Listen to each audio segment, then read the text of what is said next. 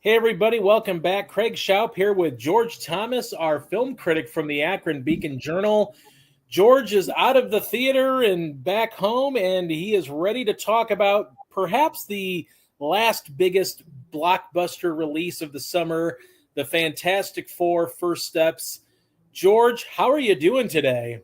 You know what? I hadn't thought about that last big blockbuster of the summer thing, but you're right. We head into August next week. First We of all, head I'm into doing fine. we And head second into of all, August, and yeah. you could be right. And you know what? Let's start there. As a blockbuster summer goes, this one wasn't bad. No.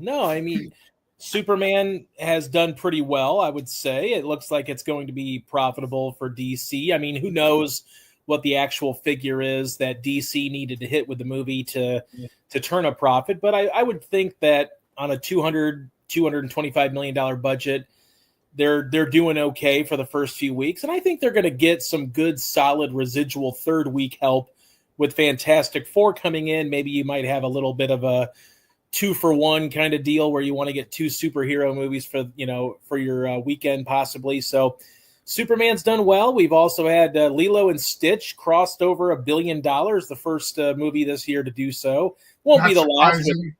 It is kind of a surprise, but it probably won't be the last, as Avatar still has a late year release. But I mean, yeah, what's your sort of assessment here of the box office this summer? Has it rebounded to the point where you think everything's kind of returning to normal, or is there still work to do for Hollywood?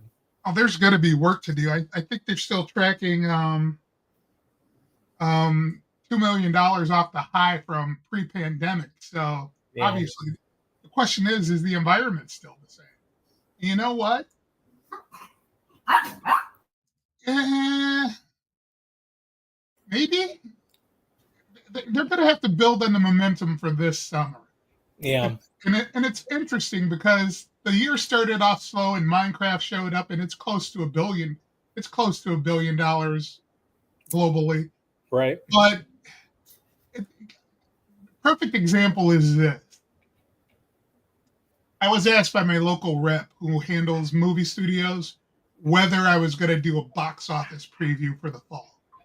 Okay. My reply to her was, I will see if they want one, but I'm not inclined to do one because releases for the fall for the past few years, for obvious reasons, have been scattershot.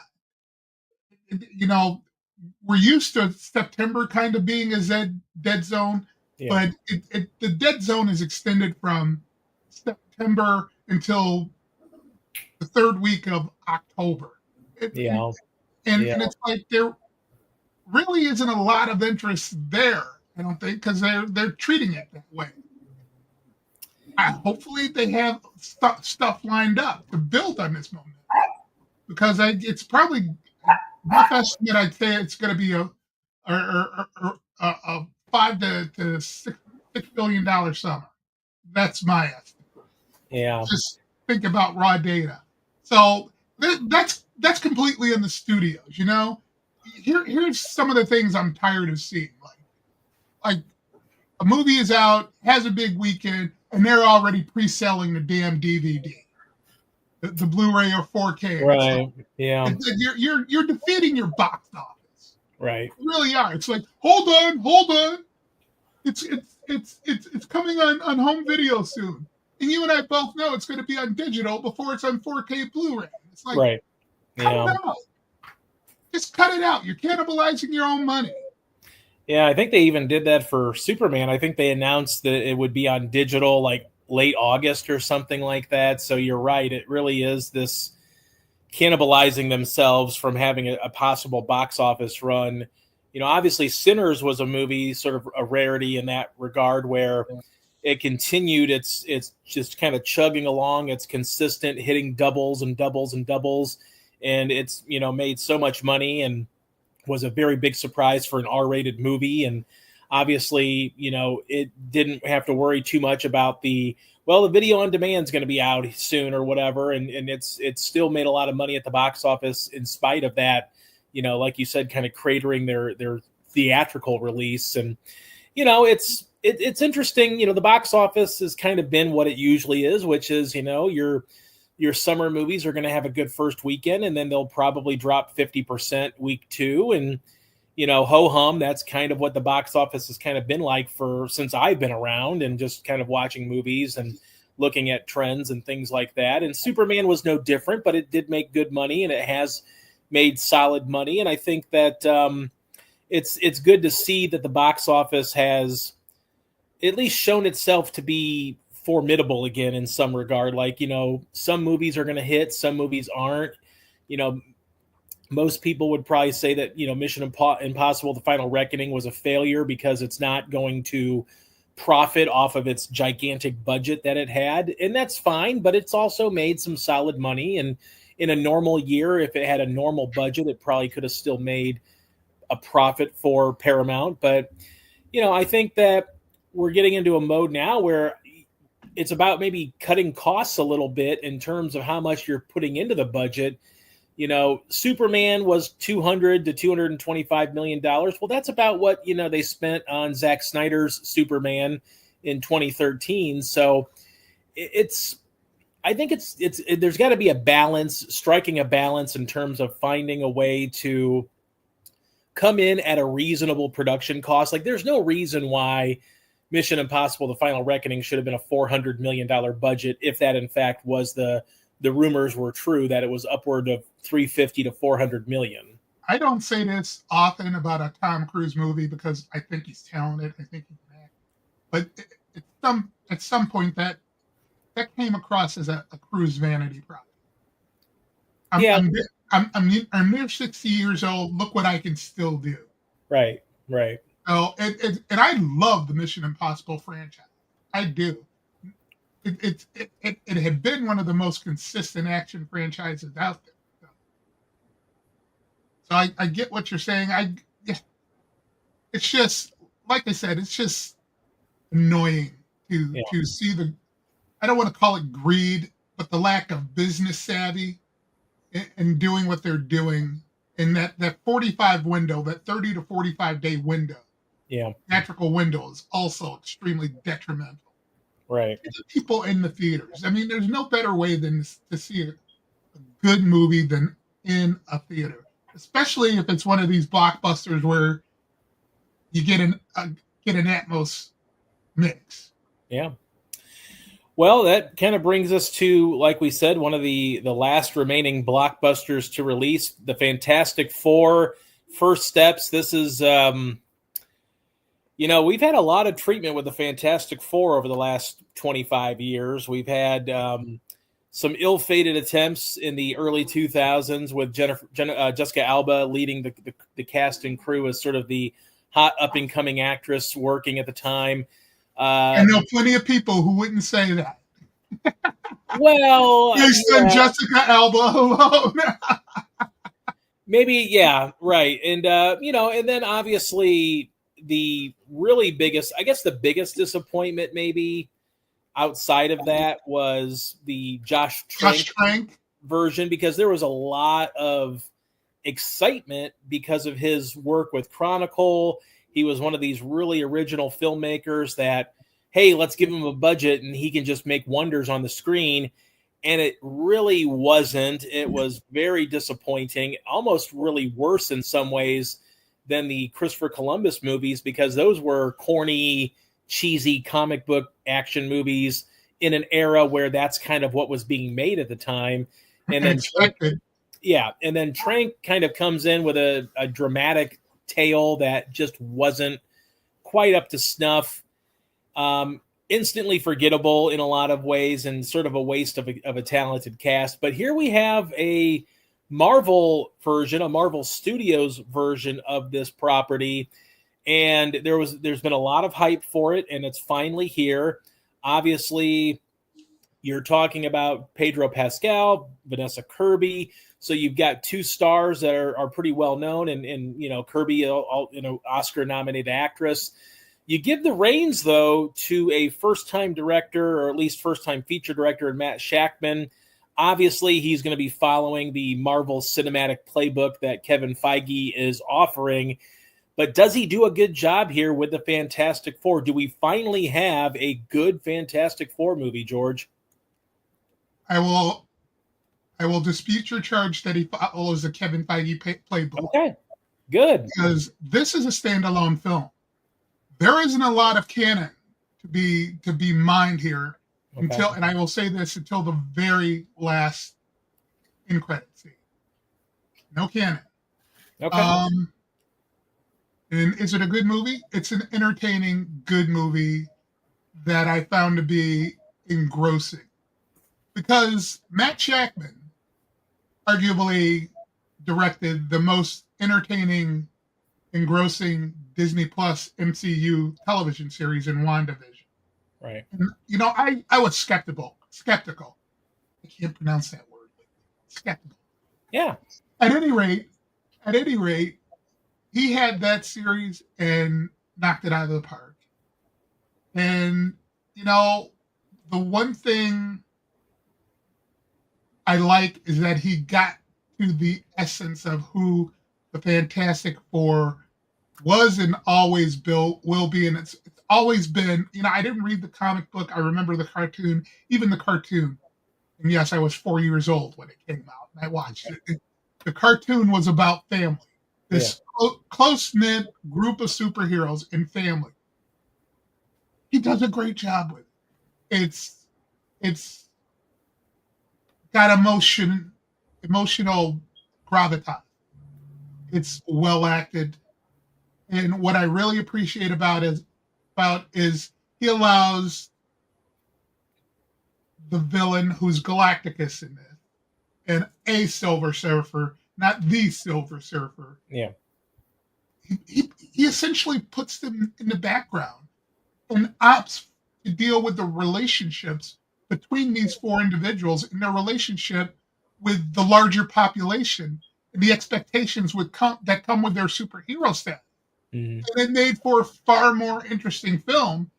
And it follows, you can't really call it a pattern because it's two movies now, but Thunderbolt kind of took a left turn in the MCU in that the action was all psychological in that film as opposed to wet bam boom knock 'em out.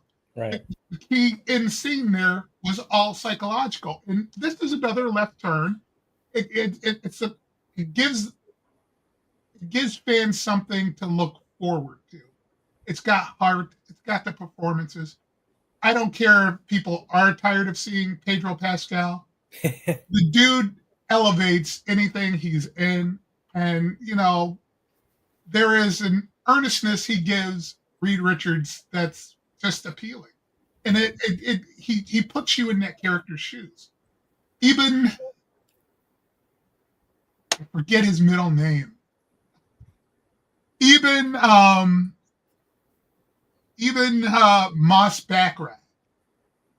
The curious thing about those movies, the other movies you mentioned, the other Fantastic Four movies is, the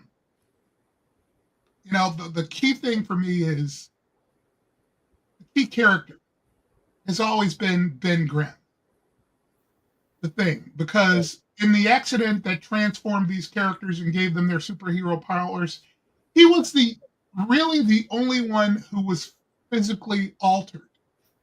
Right. And in the other two films, there were three films, two efforts, he was kind of mopey, angsty.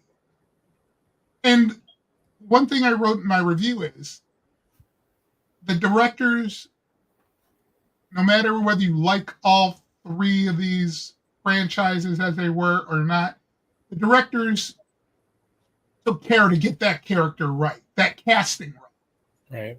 Jamie Bell was great. Yeah. In Josh Trank's movie. Michael Chiklis was great in the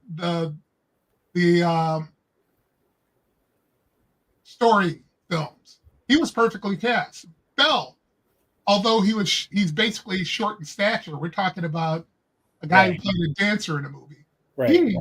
He brought that emotion, and Moss Backrack does the same thing. The key difference is, those two were mopey, angsty, but Mos Backrack's thing,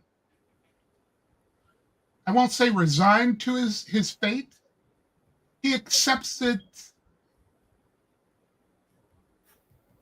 I don't even want to say reluctantly. He realizes this is his lot in life, and he has to just deal with it.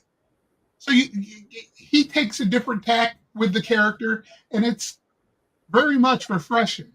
So I gave the movie a B plus. Yeah, I enjoyed the heck out of it, and I don't know that there's any more to say on my end unless you've got a question. Well, no, and I apologize. I initially said Chris Columbus directed the Forgotten. It was Tim Story, yeah. So yeah, my apologies there. Although I guess they kind of felt like a Christopher Columbus movie to me anyway. But at any rate, I don't want to diss your Home Alone love. But well, and I think that what Fantastic Four kind of represents now is a sort of a reset in a lot of ways from what we've seen lately in the Marvel Cinematic Universe, where there was a lot of just forgotten projects, even though they had brought in some solid directors like Chloe Zhao for Eternals, but there's just so many movies that seem disconnected from what they had been doing with what was a really well planned out 15 years of movies, or close to 15 years of movies, and now they're starting to try to get back on track, and it sounds like and I think, and I'll go into it a little bit more here with Superman, but it seems like DC and Marvel have both kind of found a good reset button on cinematic universes, with Superman with DC, and then now the Fantastic Four kind of ushering in a new timeline here of, we're going to get into Doomsday and Secret Wars and all that stuff with the Avengers again, but we're going to do it with maybe some different characters and start to rebuild a new cinematic universe for the next decade. Is that fair to say? That's fair to say. And Feige has already said they're looking at rebooting things or recasting things. I heard that too, yeah. Once the Doomsday movies are done. So, and that just seems like a logical way to go, because by the time the Doomsday films are done, I think they're going to be over 40 MCU films. Yeah. Seems like a perfect time for a reset. Right. I think the first one goes back to Iron Man. What's that? 2003? 2008. That was 08. Okay. So maybe I was thinking the Hulk or the Incredible Hulk. I don't know, because I think they consider that part of canon on a tertiary level. So yeah, I think it makes a lot of sense, because I think too with Marvel, you need Iron Man, you need Captain America, you need Hulk probably to a degree, you need Thor as well, unless they decide to keep Chris Hemsworth. And I think that's the problem, is that everybody's like, well, Iron Man's dead, or we got to go this route, or we have to do this, or we have to do that. And I think the idea that there are so many stories to mine within those characters, you can do it. You can do it. You can honestly rebrand, if you will, with a new Iron Man. And as long as you get the right cast and the right direction and the right script, people are not going to care that you've recast Robert Downey Jr.'s star-making career rebirth. But see, that's the one that is I don't want to say problematic. I will say risky, because I can't picture anybody else as Tony Stark / Iron Man. Yeah, I agree. And I also think too that having him die in Endgame really brings a nice full circle emotional heft to that movie, that you almost kind of like, you're saying like, psych, we're not doing that. He's Iron Man's alive. He's just this person now, or he's this version of Iron Man. So, I mean, I don't think you have to kill off Iron Man, but it is going to be hard to really reach the same levels that you did with Robert Downey Jr. But I'm interested to see what the direction they take with X-Men. Obviously, moving forward, they're going to have that property that I think can breathe new life into the Marvel Cinematic Universe. But yeah, I think, I'm excited about seeing it. I will say this, and this is where I want to transition into my bone to pick with Hollywood. I want to ask you, so you saw the Fantastic Four. Visually speaking, I know you were very skeptical of that 1960s look and everything to it. I was curious about, Marvel has had a lot of projects lately in the last 5-10 years that have been really kind of blackballed by a lot of people for their lack of visual effects quality. Does the Fantastic Four right that ship here, or are they still getting these VFX done too soon and just kind of throwing it together? If the story is good, effects don't take me out of a movie. Okay. I'd be a liar if I said I don't pick apart effects. It's easier to pick apart a shot than an effect. You know what I mean? Because effects are so fleeting. Yeah. That being said, they may have been able to do better with Galactus, maybe. But again, didn't take me out of the story. Okay. Well, I bring that up to say this. So my wife and I went to see Superman last weekend in IMAX, a 4K laser projection. And I have to admit, and at first I thought it was maybe just me, but there were some visual effects shots that looked kind of mediocre at best. And then there was one shot, this wasn't a VFX shot, but there was one scene when Lois goes to the Hall of Justice and talks to the Justice Gang. And there are some really awkward camera movements in a sense that made things look unfocused. Like Lois would look unfocused, and they weren't like speed panning anything. They were just panning back and forth as the actors would be interacting with each other on screen. And I thought that just looks lazy in a sense. Like I expected an IMAX projection to look better than it did for a $200 million movie. Now, the question I have to you, do you know that it wasn't the projection? That's the thing. I didn't know. Because at first I asked, like when we got out of the screening after the having to decompress from not seeing the Odyssey trailer, we were on the drive home. And maybe I'm just salty because of that, George. I don't know. But we were on the ride home, and I turned to my wife in the car and I said, is it just me, or did, in what I just explained about the visual effects, look a little wonky? There were a few renders. I will say this. I enjoyed the movie quite a bit. There was a lot. Oh my God, that's a revelation in itself for you. With Superman, come on, you act like I just hate everything. With Superman, that's a revelation for you. Well, here's a big reason why I liked it. It felt more like Superman than what we got in the Zack Snyderverse, which was dark and brooding, almost like he should have been in like an emo pop band as opposed to a newspaper reporter. Well, that's fair, but I wrote in my review that it was basically a comic book on the screen. It was. There was no pretense at realism. It was a comic book on the screen. It was. There were some exciting moments there. I will say this, that the quiet moments worked so well for me. The friendly banter, the sort of like poppy banter between Lois and Clark, screwball comedy almost in a way before it got super serious towards the end. That, and then also the moments in Kansas with Ma and Pa Kent were super emotional and really earned their stripes to me. And then also the end. Yeah. I'm going to stop you there. Okay.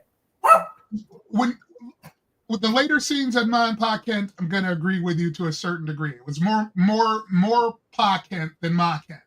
But yeah, the first scenes with them, they didn't come off to you as too cornpone. Well, I think that's what they were. I mean, I think the early scenes were. I will say this: what I liked about that idea was that there was some strife in the relationship. It wasn't just, Lois and Clark are happily together and they're going to get married and everything's going well, hunky dory. There's a little bit of a disconnect between the two, and it seems as though it's because she knows the secret so soon in their relationship. She understands that he's Superman. There's no secrecy behind that. And go ahead. I mean, with Ma and Pa Kent. They were the first scenes with them, when she's trying to operate the cell phone and the smartphone and everything, that wasn't too cornpone for you? Yeah, I mean it is, but that I think they're kind of, I think that was a way of them saying like Ma and Pa Kent are not Kevin Costner and Diane Lane. Like these are like normal Kansans. They didn't come across as being like Hollywood actors, even though they are, but it gave me a sense of, and I guess it's kind of a juxtaposition of Eve Tessmacher, who only is a cell phone person taking selfies all the time, where Ma and Pa Kent will like shout at the phone or look down at the phone like they have to be close to the phone for you to hear them and things like that. I don't have any qualms with that necessarily. That's minor. I'm talking about the later scenes with Ma and Pa Kent, and then the early stuff with Lois and Clark in the, in their the apartment talking to each other. Okay, I guess that bothered me because it was so damn 1950ish. To my eyes. I mean, people evolve. Yeah, you may not think Kansans look like Kevin Costner and Diane Lane, but there are some who probably do. I'm not saying, yeah, I get that. To me, it didn't seem to fit in a modern aesthetic.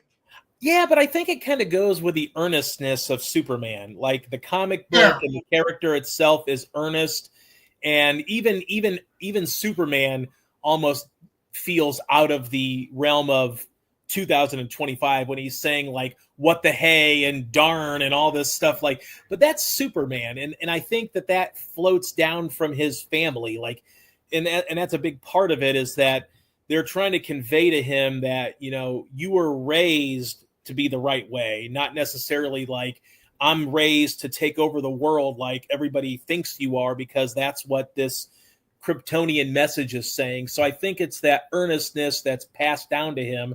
Now, obviously, he's a younger guy, so he's going to be more in tune with today's era of technology and things like that, unlike Ma and Pa Kent, who sort of live very meager lives in Kansas. But yeah, I get it. I get what you're saying, but I also think that kind of coincides with who Superman is as a character. He's this earnest do-gooder that will always do the right thing in his mind for the good of humanity. Okay, I'm not going to be dead. No, yeah, I think it's a minor. I mean, it's. I wrote in my review that it was a minor quibble, but it's like it just. Yeah. If the first scenes with them had matched better with the later scenes with them, it wouldn't be a quibble. But that just seemed so incredibly tone deaf to me. Yeah. With those opening scenes with Ma and Pa Kent. Yeah, I get that. And obviously the action scenes for me were just okay, with the exception of Mr. Terrific's just wonderful James Gunnian scene that he gets the James Gunn treatment of the pop music playing in behind him, just destroying everybody. So that character is absolutely fantastic. I love that character. I don't know that I care whether he gets his own series. I just want to make sure that he is in the DCU for as long as he can be in, and as long as they want him and need him in. And then obviously Nathan Fillion just chews the scenery as Guy Gardner. He was so fun and really provided a nice little foil to Superman. He's going to be in the Lanterns television series. Yes. And apparently he will not be holding back on his language as well. So I can't wait to see that, because that was a real bright spot within within that context. And obviously we get into the superhero genre. I think it's always, the movies are made or break, kind of make or break a little bit based on the villain. Here we have Lex Luthor. I thought Nicholas Hoult early in the movie, I thought he was kind of channeling Daniel Day-Lewis from There Will Be Blood. Like he had this like draw a little bit, like he drew his words out a little bit, like he was like methodically drawing them out. And then I also will say the biggest quibble I had with the action sequences where it sounded like he was playing Battleship for 2/3 of the movie, just, saying Ultraman A2, B16, this and that. And, I didn't know if we were playing bingo or Battleship or if we were having an action sequence, where Superman would probably have enough time in between you waiting to call out the next move to then beat up Ultraman or whoever. I getting to back to who you said he reminded you of. Well, I was basically trying to figure out which tech bro in the modern era he represented, and it's like, is that Elon, or is that somebody else? Who is? And I will say that I think by the end of the movie, I thought Luthor was really coming into focus. So he was sort of the whiny tech bro early on. And then at the end, as everything's around him just crumbling, you see the jealousy, the envy, the hatred. And I think the sinister style of Lex Luthor will come out because of how things transpired. And I think that will probably make him a better villain in future installments, is how I interpret it, And I like Nicholas Hoult. He's a good actor. And I think that it wasn't anything that he did wrong. It was more of just kind of saddled by strange, just say a bunch of A33 and we'll do an uppercut. And it kind of wasn't really that big of a thing. And then also there were some, and I will say this movie was better. The action scenes were, I think, better shot than the Zack Snyder action sequences in Man of Steel, only because you could actually see a little bit more of what was going on screen here versus the Snyder movie. And I actually went back and watched some key moment scenes in Man of Steel just so I could get refreshed. And I did have my barf bag next to me just in case, had to have that. But there were a few scenes that, like 2/3 of that Proton River scene inside of the Pocket Universe were kind of worthless up until the very end, where Gunn slows the camera down and we have a slow motion of them kind of avoiding the black hole. And we get a great pop of color. I thought that was a beautifully rendered end to that action sequence, even though the rest of it was kind of incomprehensible to watch. It was just things just going all over the place and you couldn't really see much. But overall, I enjoyed it. I know I'm kind of saying so many bad things about it, but there were a lot of moments that really touched me and I thought were really well crafted. And I'm very excited about the future of the DC universe. That's a different take for, I think, both of us. But I have a question for you. Do you think Gunn was ripping on Gen Z? Oh, yeah, to a degree. I mean, with Eve Tessmacher's character, I still am wondering the whole Jimmy Olsen angle. Like, why is he such a Lothario in this world? Like, he is the most sought-after bachelor in Metropolis of all people. And it was weird. And I don't know. I will say that I don't know if you saw the report, but so Skylar Gisondo, who played Jimmy Olsen, auditioned for James Gunn, and he thought he was auditioning for Superman. Yeah. So and he thought it was like, James Gunn does some weird things and stuff, so maybe it is. And I wonder if that's why he made him this Lothario. This Lothario, like he's maybe poking fun at Skylar Gisondo's thought that he was going to play Superman in the DCU. Could be, he's got a quirky sense of humor, so why not? Yeah, but overall, I liked it, and it might be one of those movies that I watch again and maybe like even more. Like I said, there's a lot of winning moments, a lot of emotional heft to it that maybe was missing a little bit from the Man of Steel movie and. Some of the other stuff along with the incomprehensible action sequences that Zack Snyder, shot. But overall, I liked it, and I'm kind of intrigued by it, by what they're going to do here in the future. Hopefully, I guess I'm torn because I'm looking forward to Matt Reeves' Batman 2. Yeah. And he's not part of the DCU. No, he's not. He's going to be standalone. So I'm interested to see what they do with Batman, although there's been some talk of Alan Ritchson. I think people are just throwing him out there and hoping that James Gunn will be like, oh, yeah, or something, or trying to will it into existence or something by saying his name over and over again. I got one for you. Who? Henry Cavill. I watched.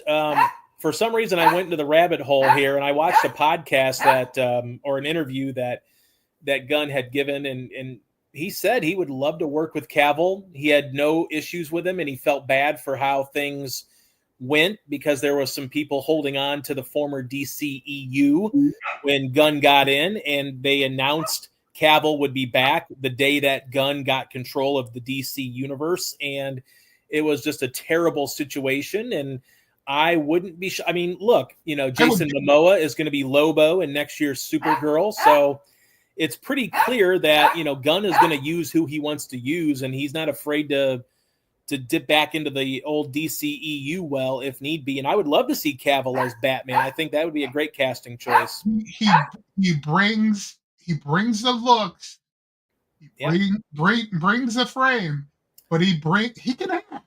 He can act, yeah, and I think he could pull off the physicality of Batman, but also the charm and debonair style of Bruce Wayne and cocky style of Bruce Wayne. Although my other thought would be if he's too busy making James Bond for Denis Villeneuve, maybe he won't be able to be Batman. So who knows? Fair enough. I'd love to see him in either of those roles. I think that you could probably find I shouldn't say better. I think you could find another person to play Batman and Bruce Wayne. I don't know that there's a lot of names out there for James Bond that really stick to me like Henry Cavill does. So I think it'd be easier to find another Batman as opposed to another James Bond. My dog hears your dog barking and he's barking back. No, she's 15 and a half and she's sassy, so she's not. I would argue that you could find another James Bond if you don't cast it. Let's call it traditional. Who would you suggest as a James Bond? You know what? If you want to go younger, I'd like Damson Idris, but I'd also like Damson Idris as Black Panther. Yeah, you're right. That's been talked about too. Idris Elba. Or Idris is the other Idris is too old right now. So if they go older, I would love to see Idris Elba in that role, but I think I don't know. I kind of get the sense that they're going to go younger. I mean, I know Aaron Taylor Johnson's been talked about quite a bit. Theo James, although I don't know that Theo James has the same name recognition. Albeit if you watch The White Lotus, you probably know him, but I don't know that he has the same name star power as some of those other people. So I'm kind of intrigued the direction they go, and you never know what they might want to do. The larger question is, do you need star power for James Bond? I don't think Daniel Craig had the level of star power he attained until James Bond. So it's James freaking Bond. That's true. I mean, I guess it's the idea, though, that do you want to bring in, obviously cinephiles will be like, oh, it's Villeneuve, I mean, we don't care what he does. We'll see it. And especially a James Bond movie. But then you're also thinking for the domestic audience, do you want someone that's more well-known? Now, in England and in the international markets, they probably don't care. But I wonder if domestically, where they've seen sort of a drop-off of the James Bond movies, box office-wise, if they would be more inclined to say, yeah, we kind of need to get someone like Henry Cavill who has that star quality that we know can put some butts in the seats. Possibly. It's interesting to think. I know that you have another thing here, streaming wise. Washington Black. This is on Hulu. Just started streaming. Tell us about this. Pause it. Pause it. I can't pause. Who edits this? Did somebody edit this?